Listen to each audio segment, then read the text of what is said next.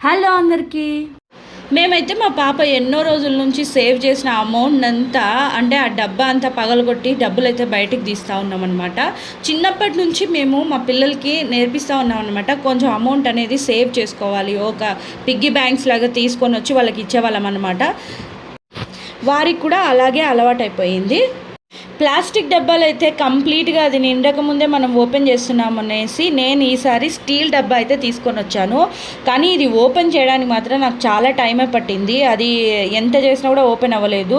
దాన్ని కత్తెర తీసుకొనేసి దాన్ని కుచ్చేసి కట్ చేస్తే అప్పుడు మాత్రం ఓపెన్ అయింది. అది ఓపెన్ చేసి చూసాక అమౌంట్ అయితే బాగానే సేవ్ చేసింది. మీకు డౌట్ రావచ్చు, చిన్నపిల్లకు ఇంత అమౌంట్ ఎక్కడి నుంచి వచ్చింది డబ్బులు దాచడానికి అనుకోవచ్చు. ఏం లేదు, దానికి మా ఇంట్లో ఎక్కడ నోట్స్ కనపడినా ఎక్కడ కాయిన్స్ కనపడినా తీసుకెళ్ళి డబ్బాలో వేసేది. సో ఇంత డబ్బులు దాస్తూ ఉంది కదా అనేసి మేము ఒకరోజు దాన్ని కూర్చోబెట్టి అడిగాము, ఈ అమౌంట్ అంతా ఏం చేస్తావు నాన్న అని అడిగినప్పుడు దాని ఆన్సర్ ఏంటంటే, ఈ అమౌంట్ అంతా అనాథ పిల్లలకి ఇస్తాము, బయట చాలామంది ఫుడ్ లేకుండా ఉంటారు కదా, ముసలోళ్ళు చిన్న చిన్న పిల్లలు ఉంటారు కదా, వాళ్ళకి ఇస్తామని చెప్పింది.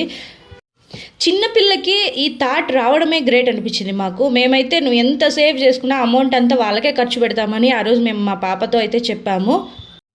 మొత్తానికి డబ్బా అంతా కంప్లీట్గా నింపేసింది.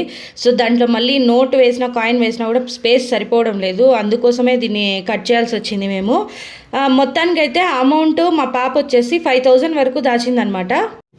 మేము మా పాపకి ఇచ్చిన మాట ప్రకారము ఈ అమౌంట్ అయితే అనాథ పిల్లల కోసం ఖర్చు పెట్టబోతున్నాము. ఆ వీడియో కూడా త్వరలోనే తీసి పోస్ట్ చేస్తాను, చూడండి.